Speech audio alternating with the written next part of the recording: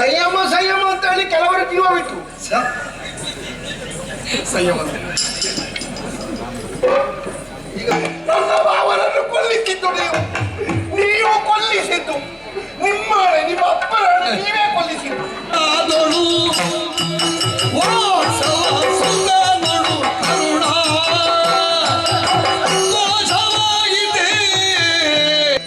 ಕುಳಿತು ಕಾಲು ಮರ ಕಟ್ಟುವುದುಂಟು ಅಂತವರಿಗೆ ಸ್ವಲ್ಪ ಸ್ಪರ್ಶ ಜ್ಞಾನ ಬರಲಿಕ್ಕೆ ನೆಲಕ್ಕೆ ಹೊಡೆದು ಎಂತ ವಿಷಯ ಅದು ನನ್ನ ಬದುಕಿನ ರೂಪಕ.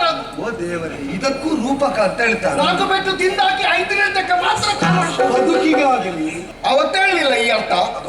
ಅವತ್ತು ಬೇರೆ ನಾನು ಮನುಷ್ಯರಿಗೆ ಮಾತ್ರ ಅರ್ಥ ಆಗುವ ಹಾಗೆ ಮಾತಾಡಿದ್ದು, ಆದ್ರಿಂದಲೇ ನಿನ್ನಲ್ಲಿ ತುಂಬಾ ಮಾತಾಡುವುದಿಲ್ಲ, ಆದ್ರೂ ಮಾತಾಡಿಸ್ತೀನಿ. ನಾನು ಮನುಷ್ಯ ಅಲ್ಲ ಅಂತ ನೀನು ಏನು ಭಾವಿಸಿದ್ದು? ಈ ಪ್ರಪಂಚದಲ್ಲಿ ಮನುಷ್ಯರಲ್ಲದೆ ಇರುವವರು ಇಬ್ರು ಮಾತ್ರ, ಒಬ್ಬ ಕೃಷ್ಣ ಇನ್ನೊಬ್ಬ ನಾನು.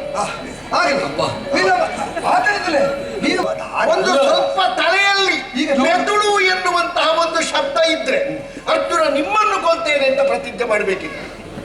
ಯಥಾರ್ಥ ಹೇಳುವುದಿತ್ತು. ನಿಮ್ಮದು ಗುರು ಶಿಷ್ಯರ ಸಂಬಂಧ, ನೀವು ಅವನನ್ನು ಬಿಟ್ಟುಕೊಡುವುದಿಲ್ಲ, ಅವ ನಿಮ್ಮನ್ನು ಬಿಟ್ಟುಕೊಡುವುದಿಲ್ಲ. ಏಳೇಳು ಮಾಡಿದ್ದು ಸುಮ್ಮನೆ ಬಾಕಿದವರ ಕಣ್ಣು ಕಟ್ಟಲಿಕ್ಕೆ. ಅವ ಬರುವಾಗ ನಮಸ್ಕಾರ ಮಾಡಿದಾಗ ಹೋಗು ಹೋಗು ಅಂತ ಹೇಳಿ ಆಶೀರ್ವಾದ ಮಾಡಿ. ನೀನೆಂತದ್ದು ಹೇಳುದು? ನಿನ್ನ ಭಾವನೊಟ್ಟಿಗೆ ನಿನ್ನ ಗುರುವು ಸಾಯಬೇಕಿತ್ತು. ಸಾಯ್ಬೇಕು ಉಂಟಲ್ಲ, ನನಗೆಲ್ಲ ಬಚ್ಚಿಡುವವರೇ ಇರುವುದು, ನಾನೇನು ಮಾಡುದು? ನಿನಗೆ ಹಿರಿಯರು ಎಷ್ಟು ಸಲ ಹೇಳ್ತಾ ಇದ್ರು, ಮಗು ಸರಿಯಾದದ್ದೇ ತಿನ್ನು, ಒಳ್ಳೆಯದನ್ನೇ ತಿನ್ನು, ಸ್ವಲ್ಪ ಸ್ವಲ್ಪವೇ ತಿನ್ನು, ನಿನಗೆ ಇದ್ದದೆಲ್ಲ ಬೇಕು, ಕೆಟ್ಟದೆಲ್ಲ ಬೇಕು, ತಿನ್ನದಿರುವುದಕ್ಕಾಗುವುದಿಲ್ಲ. ಸಂಯಮ ಸಂಯಮ ಬಿಡು. ಸಂಯಮ ಸಂಯಮ ಅಂತ ಹೇಳಿ ಕೆಲವರ ಜೀವ ಬಿಟ್ಟು ಸಂಯಮ ಈಗ ಬಿಟ್ಟದ್ದು ನೀನು ತೆಗೆದದ್ದು. ಈಗ ಸರಿ ಹೇಳಬೇಕು. ಎರಡಾದ್ರೂ ಹೋದದ್ದು ಹೌದಲ್ಲ, ಎರಡಾದ್ರೂ ಹೋದದ್ದು ಹೌದಲ್ಲ. ಹೋಗ್ಲಿ ಅದಲ್ವ. ಈಗ ಭಾವ ಸೈನ್ಯ ಒಬ್ಬ ಸತ್ತಲ್ಲಿಗೆ ಹತಾಶನಾಗಿ ಗುರುದಾರಿಣಿಯ ಯುದ್ಧವನ್ನು ನಿರ್ಣಯಿಸಿದಂತಹ ಭವಿಷ್ಯದ ಚಕ್ರವರ್ತಿ ಪೀಠದಲ್ಲಿ ವಿರಾಜಿತನಾಗುವುದಕ್ಕೆ ಹಂಬಲಿಸಿದ ನೀನು ಎಲ್ಲ ಪ್ರತೀಕ್ಷೆಗಳು ಸತ್ತು ಹೋದವನಂತೆ ಈ ಸೇನೆಯಲ್ಲಿ ಸಮಾಲೋಚನೆಯ ಸಭೆಯಲ್ಲಿ ಹೀಗೆ ಅವರತಮುಖಿಯಾಗಿ ಕಣ್ಣೀರು ಸುರಿಸ್ತಾ ಕುಳಿತರೆ ನಿನ್ನನ್ನೇ ಅನುಸರಿಸುವುದಕ್ಕೆ ದೀಕ್ಷಿತರಾದ ಈ ಸೇನಾನಿವಾಸ ಗತಿ ಅಂತದ್ದು. ನಾಯಕನಾದವ ಧೃತಿಯುತನಾಗಿರಬೇಕು, ಕ್ಷತ್ರಿಯನೇ ಹೌದು. ಕ್ಷತ್ರಿಯ ನಾಯಕತ್ವವನ್ನು ವಹಿಸುವವರಲ್ಲಿ ಧೃತಿ ಇರಬೇಕು. ಎಲ್ಲ ಕಳ್ಕೊಂಡ ಈಗ ಸಂಬಂಧಿಕರು ಎಲ್ಲರದ್ದು ಸಾಯಲಿಲ್ವ? ಅದು ನಾನು ಯಾವಾಗಲೂ ಹೇಳುವ ವಾಕ್ಯ ಬಿಡಿ. ಎಂತದ್ದು? ಮರಳಿ ಮರಳಿ ಪ್ರಯತ್ನವನ್ನು ಮಾಡು. ಅಲ್ಲ, ಈಗ ನೀನು ಹೇಳಿದ್ದೇನೆ, ನಾವು ಹೇಳಿದ್ದೆ ಹೇಗೂ ಕೇಳುವುದಿಲ್ಲ. ನೀನು ಹೇಳಿದ್ದೇನೆ ನಿನಗೆ ನೆನಪು ಮಾಡಿದ್ರೆ ಆದ್ರೂ ಕೇಳ್ತೀಯ ಅಂತ ಅದಕ್ಕೆ ಹೇಳುವುದು. ಈಗ ಸತ್ತವ ಭಾವ ಅಲ್ವಾ? ಈಗ ಗುರುಗಳಿಗೆ ಯಥಾರ್ಥ ಹೇಳ್ತೇನೆ ನಾನು. ನೀವು ಆಗಾಗ ನನಗೊಂದು ಅಪವಾದ ಹೇಳ್ತೀವಿ. ಎಂತದ್ದು? ನಾವು ಹೇಳಿದ್ದನ್ನು ಕೇಳುವುದಿಲ್ಲ. ನಾವು ಒಂದು ದಿವಸ ಆದ್ರೂ ನೀವು ಹೇಳುವಾಗ ಕೇಳದೇ ಇದ್ದದ್ದು ಉಂಟ? ನಾನು ಉಂಟು. ಯಾವಾಗ? ನಿನ್ನೆ. ಎಂತದ್ದು? ಸೈನ್ಯವರನ್ನು ನನ್ನಿಂದ ರಕ್ಷಿಸುವುದಕ್ಕೆ ಆಗುವುದಿಲ್ಲ ಅಂತ ನೆಟ್ಟಗೆ ಹೇಳಿದ್ದೆ. ನೀ ಕೇಳಿದ್ಯಾ? ಮತ್ತೆ ನೀವು ಆಯ್ತಲ್ಲ. ಅದು ಯಾರು ಹೇಳಿದ್ದು? ಕೇಳಿದ್ದು ನಾನು ಹೇಳಿದ್ದು, ನೀನು ಕೇಳಿದ್ದಲ್ಲ. ನೀನು ಹೇಳಿದ್ದನ್ನು ನಾನು ಕೇಳಿದ್ದು. ನೀನು ಅದನ್ನು ತಿರುಗಿಸಬೇಡ. ಅಲ್ಲ, ಕೆಲವರೆಲ್ಲ ಹೇಳ್ತಾರೆ ಕೌರವ ನೀತಿ ಕೇಳುವುದಿಲ್ಲ, ನೀತಿ ಕೇಳುವುದಿಲ್ಲ. ಅದನ್ನೇ ಹೇಳಿದ್ದು ನಾನು.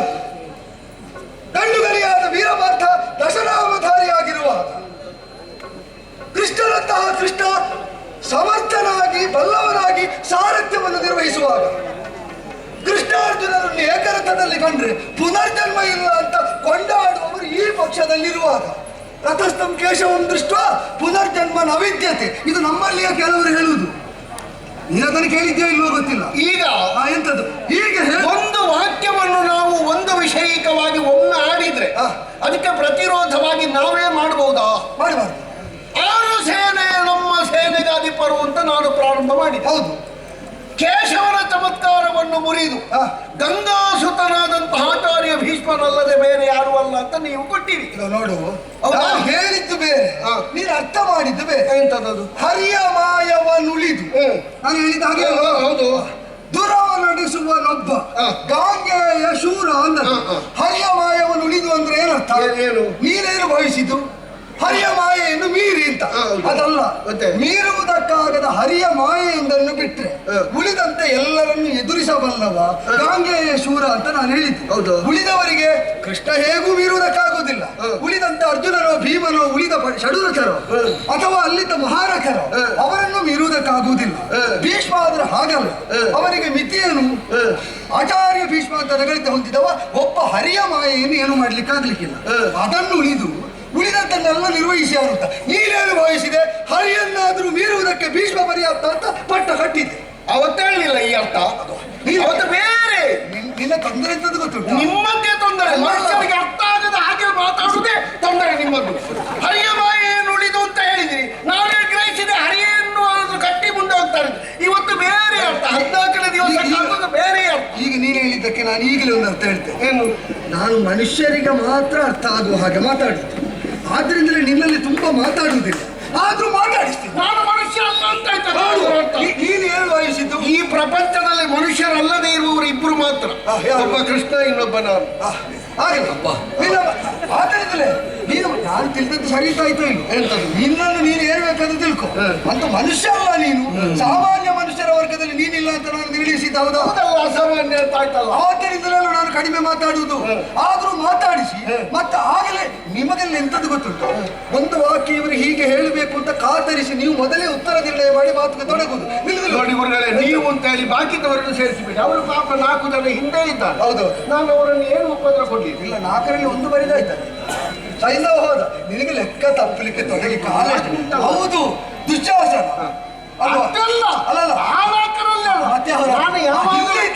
ನಾನು ಯಾವಾಗಲೂ ಒಂದು 4 ಜನ ಒಟ್ಟಿಗೆ ಬೇಕು ಅಂತ ಇಟ್ಟುಕೊಳ್ಳು. ಹೌದೌದು, ನಿಮಗೆಲ್ಲ ಅದೂ ಇಲ್ಲ. ಅಂದ್ರೆ 4 ಜನ ಬೇಕು. ಉಳಿದವರಿಗೆ ಪೀಠ ಇದ್ದು ಅಧಿಕಾರ ಇದ್ರೆ ಎಲ್ಲರೂ ತಾನಾಗಿ ಹಿಂಬಾಲಿಸ್ತಾರೆ. ಪೀಠ ಅಧಿಕಾರ ಯಾವುದಿಲ್ಲದಿದ್ರು ತನಗೆ ವರ್ಚಸ್ಸುಂಟು ಅಂತ ತೋರಿಸುವುದಕ್ಕೆ 4 ಜನವನ್ನು ಹಿಂದೆ ಇಟ್ಟುಕೊಂಡೇ ನೀನು ಹರಡುವುದು. ಅದು ನನಗೆ ಅರ್ಥ ಆಗ್ತದೆ.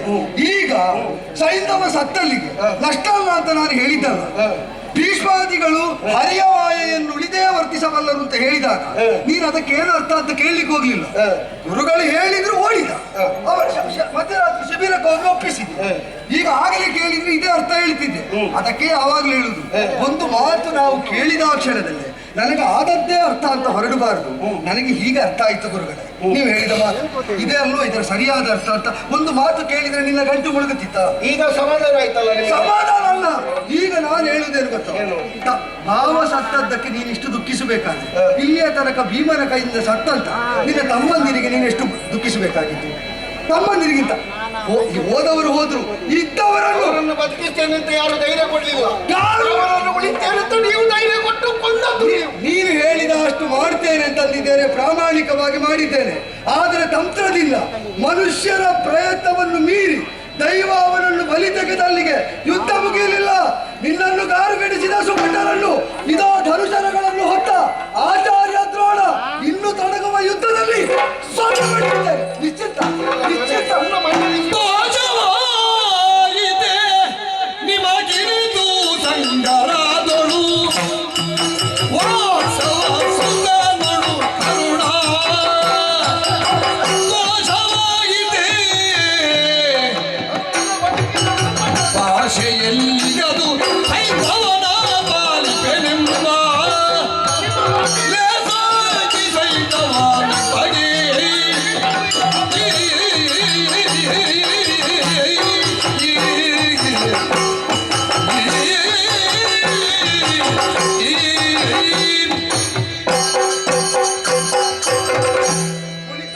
ಕುಳಿತು ಕಾಲು ಮರ ಕಟ್ಟುವುದುಂಟು. ಅಂತವರಿಗೆ ಸ್ವಲ್ಪ ಸ್ಪರ್ಶ ಜ್ಞಾನ ಬರಲಿಕ್ಕೆ ನೆಲಕ್ಕೆ ಹೊಡೆದ್ರೆ ಮುಗಿತು. ಎಂಥದ್ದು ವಿಷಯ ಅದು ನನ್ನ ಬದುಕಿನ ರೂಪಕ. ಓ ದೇವರೇ, ಇದಕ್ಕೂ ರೂಪಕ ಅಂತ ಹೇಳ್ತಾರೆ. 4 ಪೆಟ್ಟು ತಿಂದಾಕಿ 5ನೇದಕ್ಕೆ ಮಾತ್ರ. ಬದುಕಿಗಾಗಲಿ, ತಾಳಕ್ಕಾಗಲಿ, ನಾಟ್ಯಕ್ಕಾಗಲಿ ತಾಳ ಯಾವುದು ಅಂತ ನಿರ್ಣಯ ಆದ್ರೆ ಸಾಲು, ಲಯ ಹೇಗೆ ಅಂತ ಇರಬೇಕು. ಆ ರೂಪಕಕ್ಕೊಂದು ಲಯ ಉಂಟು, ಬದುಕಿಗೂ ಉಂಟು. ಅದನ್ನೆಲ್ಲ ತಪ್ಪಿಸಿಕೊಂಡು ಒಟ್ಟು ನಡೆದದ್ದೇ ನಾಟ್ಯ ಅಂತ ಆಗ್ತದ. ಯಾವ ತಾಳ ಆದ್ರೂ ಕುಣಿಲಿಕ್ಕೆ ನಾನೇನು? ನೀನು ಕುಣಿಸುವವಲ್ವ? ಅದು ಗೊತ್ತಾಗ್ತದೆ ನನಗೆ. ನೀ ಕುಣಿಯುವವಲ್ಲ, ಉಳಿದವರನ್ನು ಕುಣಿಸುವವ ಅಂತ. ಗುರುಗಳೇ, ಎಂತದ್ದು ಎಂತ ಸಂಕಟ ಆಗ್ತದೆ ಗೊತ್ತುಂಟು ನನಗೆ. ನನಗೆ ಗೊತ್ತಾಯ್ತು, ನಿನ್ನ ಕಣ್ಣಲ್ಲಿ ಸ್ವಲ್ಪ ನೀರು ಅಪರೂಪಕ್ಕೆ ಕಂಡೆ. ನಾವು 11 ವಾಹಿನಿ ತಯಾರು ಮಾಡಿದೆವು. ಹೌದು, ತೊಡಗುವಾಗ ಅಷ್ಟಿತ್ತು. ಸಾಯದೇ ಇರುವವರು ಹೌದು ಅಂತ ಇದ್ರೆ ಬೇಕಿತ್ತ ಅಷ್ಟು. ಎಲ್ಲ ಸಾಯ್ತಾರೆ ಅಂತ ಮೊದಲೇ ನಿನಗೆ ತೊಡಗುವ ಮೊದಲು ಗೊತ್ತಿತ್ತು. ಹೌದಲ್ಲ? ಹೌದೌದು. ಒಂದು ಇಷ್ಟಾದ್ರೂ ಇರ್ಲಿ. ಹೌದು. ಆಚೆ ಪಕ್ಷದಲ್ಲಿಯೂ ಕೃಷ್ಣನಂತಹ ದೇವರಿದ್ರು 7 ಲಕ್ಷ ವಾಹಿನಿ ಇದ್ರು. ನಿನ್ನ ಎಣಿಕೆ ಇದ್ದದ್ದು ಅದು ಪೂರ್ತಿ ಸಾಯುವ ಮೊದಲು ನಿನಗೆ ಬೇಕಾದ ಏನಾದ್ರೂ ಸಾಧಿಸಲಿಕ್ಕೆ. ಹೌದಾ? ಹೌದೌದು. ಹೌದಾ? ಹೌದು. ಈಗ ಒಂದು ತೆಪ್ಪವನ್ನು ಇರಿಸಿಕೊಂಡು ನಾವು ದಾಟ್ತೇವೆ. ಹಾ. ತೆಪ್ಪ ದಿನ ನಮ್ಮೊಟ್ಟಿಗೆ ಇರ್ತದೆ ಅಂತಲ್ಲ, ಹಾ. ದಾಟುವುದಕ್ಕೊಂದು ಮಾಧ್ಯಮವಾಗಿ ಅದು ಬೇಕೊಟ್ಟೆ. ನಾವು ದಾಟಿದ ಮೇಲೆ ಅದು ಮುಳುಗಿದ್ರೆ ನಮ್ಗೆ ದೊಡ್ಡ ಚಿಂತೆ ಇಲ್ಲ. ದೊಡ್ಡ ಚಿಂತೆ ಇಲ್ಲ. ಹೌದು. ಬಾಕಿದವರು ಹೇಳಿದ ನಿನ್ನದೇನು ನನ್ನದಲ್ಲ. ನಾವು ದಾಟಿದ ತೆಪ್ಪದವರನ್ನು ನೀನು ಶಾಶ್ವತವಾಗಿ ಈಗ ದಾಟಿಸ್ತಾ ಇರಪ್ಪ ಅಂತ ಹರಸೆ ಬರುವುದು. ನಿನ್ನ ಯೋಚನೆ ಹಾಗಲ್ಲ, ನೀನು ರಾಜನೀತಿ ಇದ್ದಲ್ಲೋ.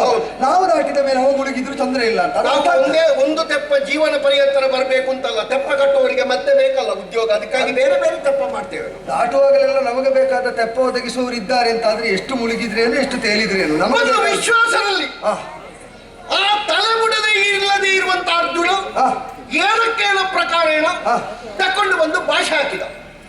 ಅವನ ಮಗನಾದಂತಹ ಅಭಿಮನ್ಯು ಸತ್ತ. ಹೌದು. ಈಗ ಮಗ ಸತ್ತರೆ ಅಪ್ಪನಿಗೆ ದುಃಖ ಆಗ್ಬೇಕು. ಹೌದು. ಆದ್ರೆ ದುಃಖ ಆಗುವ ಎಡೆಯಲ್ಲಿ ಒಂದು ವಿಮರ್ಶೆ ಬೇಡವಾ? ಒಟ್ಟು ಅವನ ಮಗನಾದಂತಹ ಅಭಿಮನ್ಯು ಸಾಯ್ಲಿಕ್ಕೆ ಮುಖ್ಯ ಕಾರಣ ಯಾರು? ಯಾರು ಮುಖ್ಯ ಕಾರಣ? ನೀವು ಕಾರಣ. ನೀವು ನನ್ನಲ್ಲಿ ಹೇಳಿದ ಮಾತೇ ಅದಕ್ಕೆ ಸಾಕ್ಷಿ. ಅರ್ಜುನನೊಬ್ಬ ತಪ್ಪಿದರೆ ಮಿಕ್ಕ ದೂರ್ಜಟಿಯಾದರೂ ನನಗೆ ಲೆಕ್ಕವೇ ಅಂತ ಹೇಳಿ ಚಕ್ರವ್ಯೂಹವನ್ನು ಬಲಿದು ಭಾವನಾದ ಜಯದ್ರಥನನ್ನು ದ್ವಾರದ ಬಾಗಿಲಿಗೆ ನಿಲ್ಲಿಸಿ ಯಾರಾದರೂ ಒಬ್ಬರನ್ನು ಬಲಿಗೊಳ್ಳಲೇಬೇಕು ಅಂತ ಹೇಳಿ ನೀವು ಮಾಡಿದಂತಹ ಷಡ್ಯಂತ್ರದಲ್ಲಿ ಷಡುರಥನೊಂದಾಗಿ ಅಭಿಮನ್ಯುವನ್ನು ಹೊಡೆದುಕೊಂಡರು. ಮುಖ್ಯ ಕಾರಣ ಸ್ಥಾನದಲ್ಲಿರುವುದು ನೀವು. ಅಭಿಮನ್ಯುವಿನ ಮರಣಕ್ಕೆ ಕಾರಣ ಒಂದು ಸ್ವಲ್ಪ ತಲೆಯಲ್ಲಿ ಮೆದುಳು ಎನ್ನುವಂತಹ ಒಂದು ಶಬ್ದ ಇದ್ರೆ ಅರ್ಜುನ ನಿಮ್ಮನ್ನು ಕೊಲ್ತೇನೆ ಅಂತ ಪ್ರತಿಜ್ಞೆ ಮಾಡಬೇಕಿತ್ತು. ಯಥಾರ್ಥ ಹೇಳುವುದಿತ್ತು. ನಿಮ್ಮದು ಗುರು ಶಿಷ್ಯರ ಸಂಬಂಧ, ನೀವು ಅವನನ್ನು ಬಿಟ್ಟು ಕೊಡುವುದಿಲ್ಲ, ಅವ ನಿಮ್ಮನ್ನು ಬಿಟ್ಟು ಕೊಡುವುದಿಲ್ಲ. ಏಳೇಳು ಮಾಡಿದ್ದು ಸುಮ್ಮನೆ ಬಾಕಿದವನ ಕಣ್ಣು ಕಟ್ಟಲಿಕ್ಕೆ. ಅವ ಬರುವಾಗ ನಮಸ್ಕಾರ ಮಾಡಿದಾಗ ಹೋಗು ಹೋಗು ಅಂತ ಹೇಳಿ ಆಶೀರ್ವಾದ ಮಾಡಿದ್ದು. ನೀನೆಂತದ್ದು ಹೇಳುದು? ನಿನ್ನ ಭಾವನೊಟ್ಟಿಗೆ ನಿನ್ನ ಗುರು ಸಾಯ್ಬೇಕಿತ್ತು. ಸಾಯ್ಬೇಕು ಅಂತಲ್ಲ, ನನ್ನ ಭಾವನನ್ನು ಯಥಾರ್ಥವಾಗಿಯೂ ನೀವು ನಿಮ್ಮ ಶಿಷ್ಯರಲ್ಲಿ ಕೊಲ್ಲಿಸಿದ್ದು. ಯೋಚನೆ ಮಾಡ. ನನಗೆ ಅರ್ಥ ಆಗ್ಲಿಲ್ಲ ಅದು. ನನ್ನ ಭಾವ ಎಲ್ಲಿಯೂ ಓಡದ ಹಾಗೆ ಕೂಡಿ ಹಾಕಿಕೊಂಡದ್ದು ಅಂತ ಮೊದಲೊಬ್ಬ ಹೇಳಿದ್ದಾರೆ. ಯಾರಲ್ಲಿಯೂ ಹೇಳುವುದಿಲ್ಲ, ನೀನು ಕೋಣೆಯಲ್ಲಿದ್ದಕ್ಕೋ ಅಂತ. ಅವರನ್ನು ಕೊಲ್ಲಿಕ್ಕೆ ಬರುವವರಲ್ಲಿ ತೋರಿಸಿ ಕೋಣೆಯಲ್ಲಿದ್ದಾರೆ. ನೀವು ಬೇಕು ಅಂತಲೇ ಸೂಜಿ ಯುವದಲ್ಲಿ ನನ್ನ ಭಾವನನ್ನು ನಿಲ್ಲಿಸಿ ಅರ್ಜುನನೆನ್ನುವ ನೆಚ್ಚಿನ